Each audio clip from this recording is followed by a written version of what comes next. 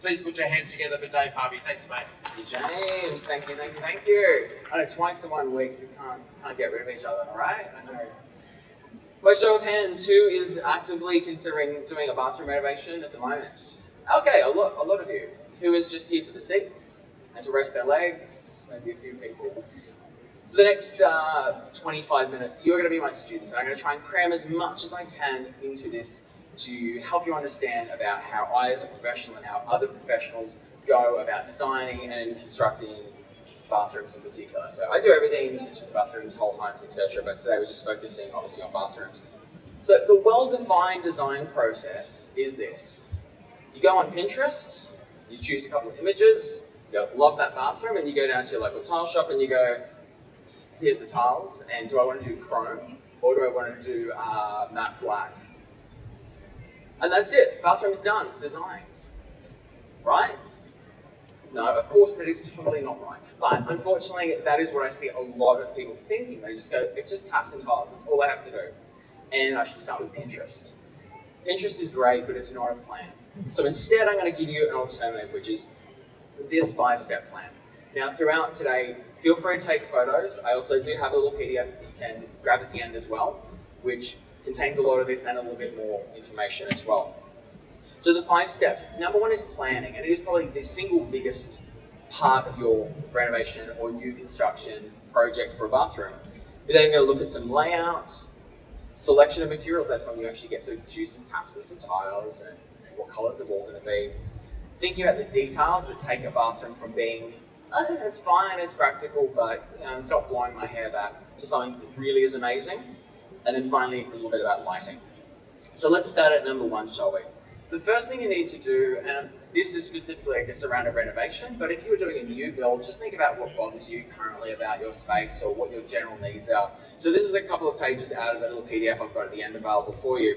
And it's talking about assessing your needs. And this is exactly what I would give to a client. Sometimes you have more questions, sometimes there are less questions, but I'm basically trying to understand what type of project is this? Is this a bathroom? Is it a single bathroom for the whole house? Is it an ensuite? Is it just a powder room? Is there a laundry component to it? I'm also asking you, what are you doing day to day? So there's a few sort of long responses in here, like describe what your typical day is like in a bathroom. So I had one project which you're going to see a little bit of, and it was the primary bathroom in the household, and it had 4 people trying to use it, and then the parents' ensuite was elsewhere. So that really is going to determine how we go about designing for all the people involved in that space. A couple of other little things we're probably worried about. What are your must-haves? Do I have to have a bathtub? Do I have to have underfloor heating? Do I have to have storage for 3 boys who share the one bathroom, which I've currently got at the moment? Trying to find a vanity and a shaving cabinet has 3 equal portions, so we don't have any arguments, has been a little bit annoying, but that is part of the scope for this particular project. Other things that are really important to talk about early up are also budget and your time frame. Sometimes, I'm sure half of you are looking, probably most of you are going, we're really hoping you're going to tell us how much a bathroom costs. I'm not going to tell you. It's an amount, right? And it's because it's so wild and varying. But at least thinking about how much money am I going to set aside to dedicate to this project, and also how much time am I going to dedicate, mainly in the planning and in the construction phase. So once you've kind of got this information down on a piece of paper, and there's a little bit more in that PDF as well, the next thing we want to do is to look at your current space. So, I'm sort of treating you as though you were going alone on this journey, but I would do this as a designer as well. So next thing we would do, we'd measure up that space. So you could use the oldie tape measure. If you don't have a laser measure, it's definitely a worthwhile investment. Something like the little Bosch down there, $100, $150, really accurate measurements, and you don't have to be trying to wrangle a tape measure by yourself. If you are using a tape measure, use someone else is always good. And you want to be looking at these different elements. How tall is the room? Where are my windows indoors? Where's my existing plumbing? Is the place moldy, or is there enough ventilation happening? What can you realistically move? I'll touch on that in a tiny bit in a minute. And then finally, what's really driving you insane about your current space? Often it is lack of storage. That's usually the one thing that seems to keep getting repeated. I haven't got enough room to put X, Y, and Z. So we're truly trying to build a story and audit what you need out of your bathroom space. So let's have a look at a bit of an example. So this is a real project which I'll show you some before and afters. This was actually a finalist last weekend. Pretty uninspiring on the left-hand side. This is, I think it was a 1930s Queenslander home, and this has clearly had a renovation, I would say, somewhere in the 90s, judging by that. And here's the floor plan. And what I've done is I've annotated where all of my current sort of limitations and services are. So we've got wastewater for the vanity in the bathtub, we've got window, which is our natural ventilation, our toilet waste and our shower waste here. And the door as well is a bit of a constraint. Really lucky on this project, it's a timber frame home, we have a bit more flexibility to move things. If you're in an apartment or if you're on the ground floor of a concrete slab, it can get a little bit trickier to move things like toilets, and sometimes to an impractical point. If you're in an apartment or a multi-residential building, it can be almost impossible because you're often sharing services with other tenants in that particular building. So it's about knowing what you can and can't move as well. So once we've got, what we need from the space, we know what the space looks like, now we can actually start to plan our layout. And this is where we solve most of the problems. So we haven't talked about tiles, we haven't talked about colors or anything yet. We're still trying to build a white box version of what our new space is going to be, because we can slap some tiles in, but it's not going to fix our root cause. Let's use that same floor plan, and I've put a couple of goals that this client had. So spatial flow, improved storage. They wanted to hide the toilet, which is always nice. They still wanted to maintain access to the light from the window beyond, and they also wanted to make use of the height, because I think we had like 3.1, 3.2 meter ceilings. They really wanted that to still be part of the design. The two coloured zones you can see here was me just mud mapping out the usable space. So this green zone is really the only part of this bathroom you can actually stand in. If I come in, I want to wash my hands or do my face at the vanity, that's the only place I can stand. I can sit on the toilet, go here, or bathtub, shower. And this little sort of orangey mustard zone, it's technically a spatial flow zone, it's technically an area I can walk through, but it is hindered by that door swing, because the door needs to open and close, okay? So taking that floor plan, this is what the final floor plan looks like that we came up with, and this is what I'll show you that's been built. So starting from the bottom, I said to the client, is there a valid reason why we cannot move the door? Because the rest of the home is central hallway, just next to that linen closet. And they went, no, that should be fine. In fact, all the other doors in the hallway are flush with the hallway. This was the only one that had a bit of a vestibule into it. So the first thing we did was move that door. We regained all of this swing access, okay? And that meant that we could have space here for heated towel rails. We could then have a proper vanity. And then moving up from there, we have a shower. Visually, this project is not the most exciting. It's a lot of white, and I'm not particularly a white bathroom kind of person. There's a lot of texture, but there's very good technical elements to this project. So that shower there, we engineered the clearances on that within an inch of its life, so that the door, the glass panel here, can fully retract and open, so you could use the bath, or it could fully close and you could use the shower. And then we used the end of this built-in tub here. When we did the site assessment, we also did a LiDAR scan. It's like a little virtual map of the home. And I also did below it, which happened in the laundry room. We went, you know what we could add is a laundry chute, because it just so happens to be right on top of the bench top. So that actually has a little pull-out laundry chute straight down. And that also allowed us to nicely even out where the toilet is. So there's three paths of travel now. The green one signifying, oh, that's me going to the toilet. That's me having a shower through the red line. And the purple line is me going to the vanity. So now we have a nice sense of flow and movement throughout the space. We would resolve that really, really well. Really quick little video of the space so you can have a look through it. This is just me on photo shoot day, so it's very informal. Coming through, you can see we've also rounded the corner of that vanity so it feels a little bit nicer. You've got the laundry chute to the right. There's the glazing there. Beautiful, wonderful. What was a small bathroom is now a little bit more practical. That there is where the towel rails are. That used to be where the door was. That's where that wall stopped. By pushing that back, the towel rails are now there. Everything makes a little bit more sense in the whole space. So small little details really add up. We were very blessed that we were able to actually move that door as well. Let's take another little look at an example. This is an 80s apartment. A few more constraints on this one. concrete subfloor, concrete and brick walls. Have a central services duct, which is just to the left over here. So this client was on the top floor, but basically you open that wall there and it's just plumbing for the entire building. So you can't really do anything about moving that. And we also had really poor storage. You can look at that photo on the left. I always tell clients don't clean up before I come on when we do the site evaluation, because it makes for much better before and after photos if stuff's everywhere. You can see there's just not enough storage, stuff everywhere. And on the right-hand side is the resolved design. Now, look, there's not much that obviously it's a very big visual change, but it's just a small little tweaks throughout. So let's take a look at it.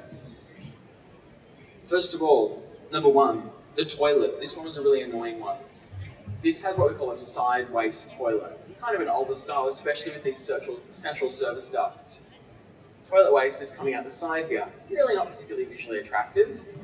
Also not a whole lot we can do about it because it needs to get out there into that service duct to drop. There's lots of regulation around toilets. So what we opted to do was to build out this lip wall with a concealed cistern inside. The concealed cistern meant the projection of the toilet wasn't any deeper into the already compact space. This is a 4 square meter bathroom, by the way, like 2 by 2 meters. It's very small. So we couldn't really afford to have any additional clearances in there.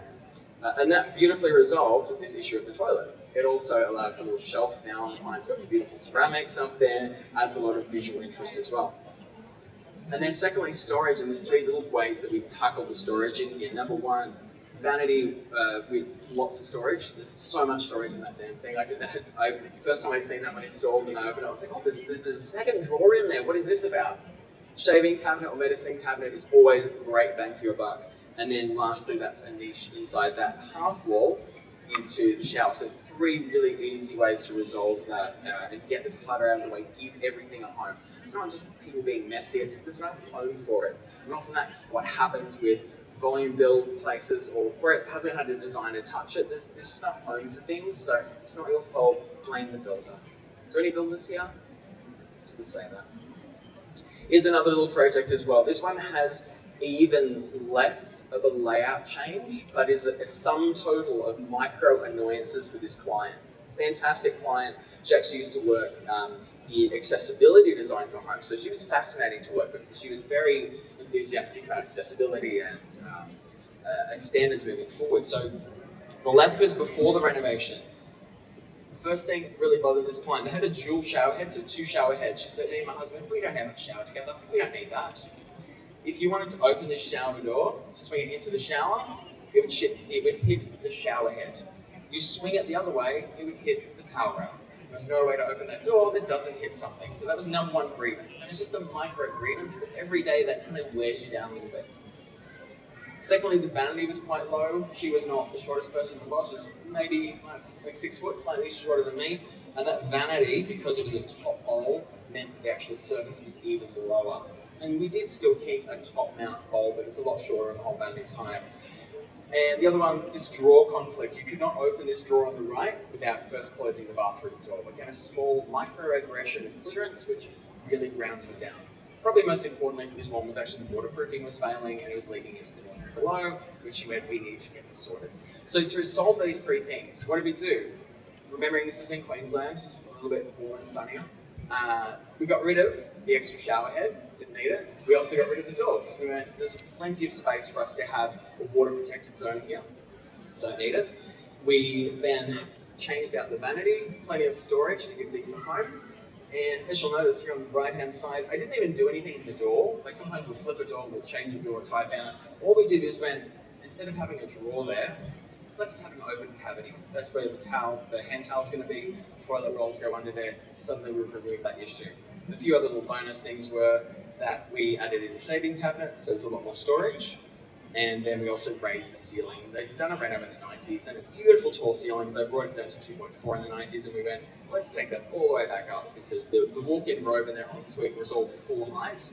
Sorry, the walk-through robe in there, the bedroom that was attached was all full height, so we just lifted that. And that was a little bit about the layout for that one. We've considered and we've solved some problems on paper. Now let's start looking at selections. This is where you can break out your Pinterest board. Throughout this whole process, I'm also not saying don't look at images or inspiration first up. Sometimes you need to get it out of your system, get it on paper, and just have that imagery there, and you'll probably find over time it will evolve what you're thinking. Different places you can get inspiration, of course, Pinterest, magazines, Instagram. I would encourage you to take some of that, but also get out into the real world. Go look at showrooms, go look at stone yards, go look at tile shops. I think the further you get down this list, I've got the chance of design magic. It gets better as you go down.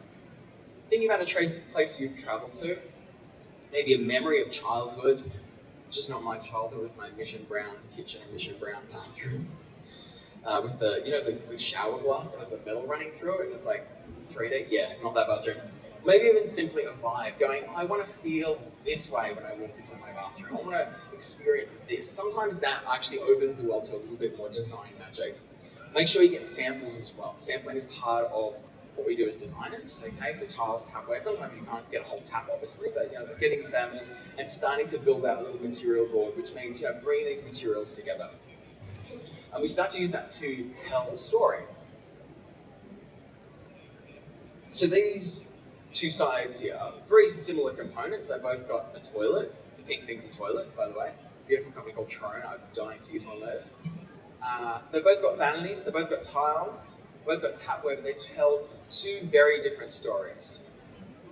Even though we might have the same layout, they're going to evolve in two very different ways. So this is your chance to start considering what's actually going to work. So the one on the left is giving me very opulent, traditional vibes. We've got this beautiful solid timber vanity, we've got this cloth tub, we've got some beautiful brass tapware with some ceramic handles. And the one on the right is a little bit more vibey and things are happening. We've got a pink toilet and we've got some terrazzo, we've got some beautiful contrasting stone. So that is really your chance to start telling a story through your materials.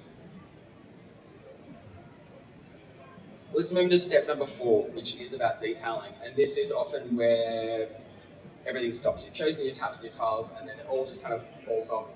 And you're in the hands of the builder and whatever they kind of want to do on the day. But this is where the magic can happen, or where the train can, stay on its track or stop at the station, up to you. There are a few things that I, as a designer, and probably a lot of my fellow designers would avoid. The image on the left, I can guarantee you, pretty much everyone has used this bathroom on the left at some stage in your life. You know what it looks like. Some of you might have it in your home right now. That's okay. It's functional. It gets the job done. It says nothing, though. It says nothing. It doesn't make me want to wake up in the morning and go, oh, what a beautiful bathroom I have today. It's very... And there's a lot of those because it's very flat. It's just white on white on white. High gloss, white on white. We're tiling the bare minimum. You can't really see it, but above the toilet, we just tiled the shower because that's all we need to do, right? We've chosen some builder-grade finishes, whatever we can find at the hardware shop or whatever's cheapest, and call it a day. Person on the right, they've sort of done a little bit more. We've got some different colours, we've got some timbers, we've got some interesting tapware maybe happening. There's certain details that kind of gives this away immediately. First of all, the thing that really bugs me is, I have a vendetta against tile trim. I hate tile trim, which is that little metal piece across there, which is where tiles intersect. Usually it needs to be mited, which I'll show you in a second. But what I don't understand is why it needs to be gold in this photo. What about that particular piece of $2 aluminium requires highlighting is the most important thing in this space. And the other thing is repeating this gold accent throughout. We've got a gold rope hook, gold shower head, gold tap. You're allowed to not have all the same stuff. Okay? Sometimes I might just want to draw attention to that beautiful shower mixer, maybe the tap here, but maybe other things could be a little bit quieter. Maybe we could do a gunmetal, maybe we could do a brush nickel or something a little bit quieter. So not everything has to match. I'm not saying go crazy and mix everything, but you're allowed to have more than one metal in a space. Instead, we want to create a focal point. So back to that same bathroom. It's a really clear focal point. Okay, your eye is most likely to be drawn, partly because of the photo, right, how it's been taken, but to this central piece with the vanity and the shaping cabinet. Your brain, it knows where to settle. So you're creating a focal point. We're using contrast and hierarchy. So I've used 3 different finishes. There's actually a few more, but I've got this beautiful blue undulating tile on the wall here, which goes all the way up. I've got this encaustic style pattern tile, and then we've got some VJ wall paneling. So there's contrast, the eye can travel through the space, and that creates extra variance as well. We've also let the materials breathe by putting, say, the shaving cabinet there on that VJ wall panel. It's got a bit of breathing space, and letting the special things breathe. one thing that I sometimes see, people go, I want a marble bathroom. Now, if you clad a whole thing in marble, even if it's fully legitimate, it costs you, I don't know, $500,000 to clad in marble, if the whole thing's marble, it loses its specialness. If there's a small section of it which is in marble and you allow it to shine, it becomes special. If everything is the same, it's not special. So you need to let it breathe. Invest in craftsmanship. Can't understate that enough, especially, waterproofing, get good trades, because it's a lot of heartache if things go wrong.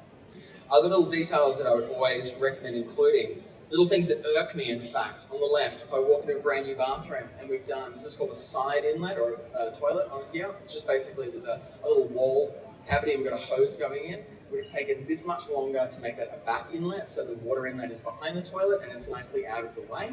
So this is your back inlet, you can't see where the water's coming in. That one I can see it, and it just, it's really disheartens me.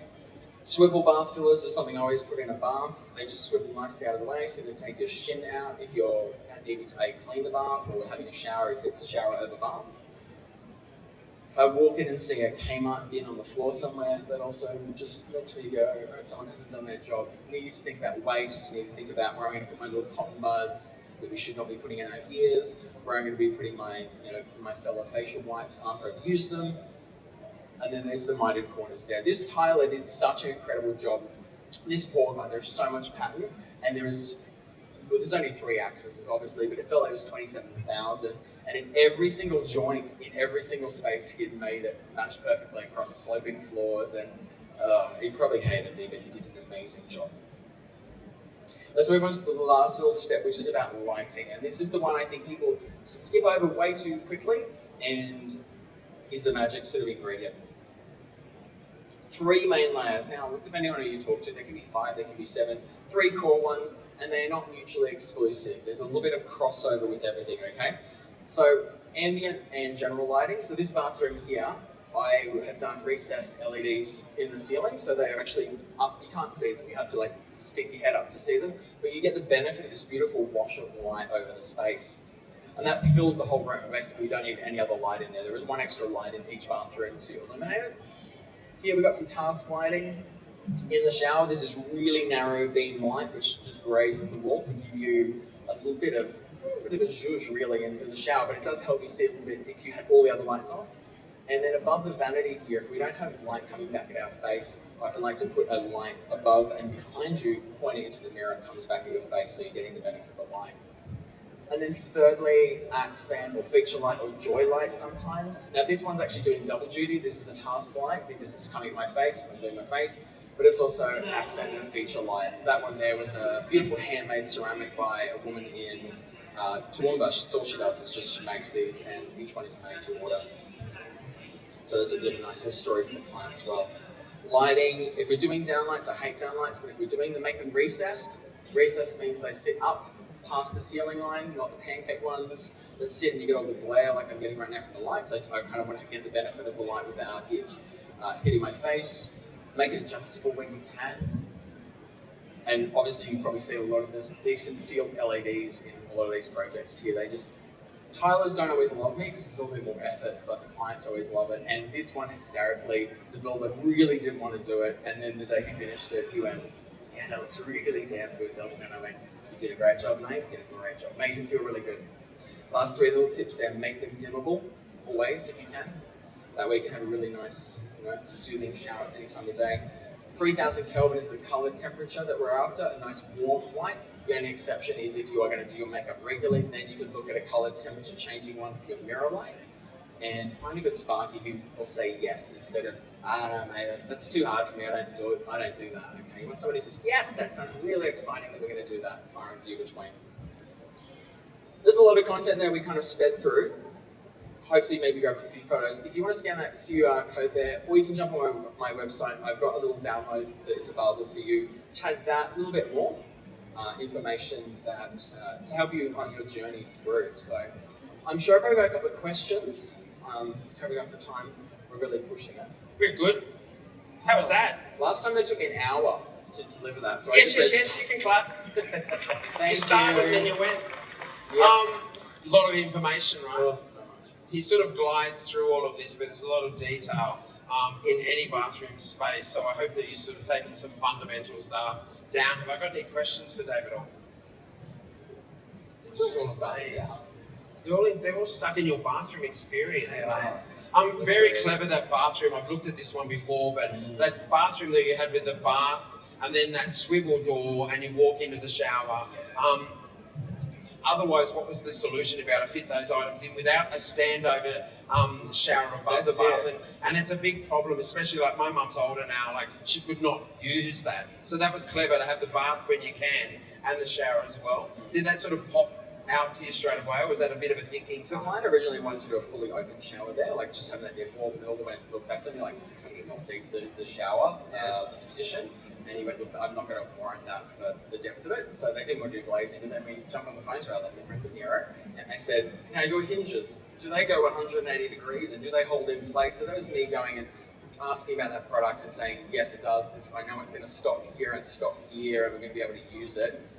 That's how we sort of resolved that in a way that was meaningful, as opposed to just wishing and hoping. Yeah, and it's a very interesting thing you talk about, even mixing metals in tapware, because people forget they draw their attention to one thing in a bathroom, but I also sometimes in set design, especially in a project market or in budget, sometimes a tile trim is in there. I know you hate them, but why make that gold when you've got gold tapware? You want to look at this one. This bit, photographed this one here, the yellow tapware, which was actually a local Melbourne company. That's a bit of fun. Beautiful. That was the focal point. We went. Everything else was just stainless, just a chrome finish, and just the shower handle, and actually the soap holder was that as a pop-up colour. Yeah, fun.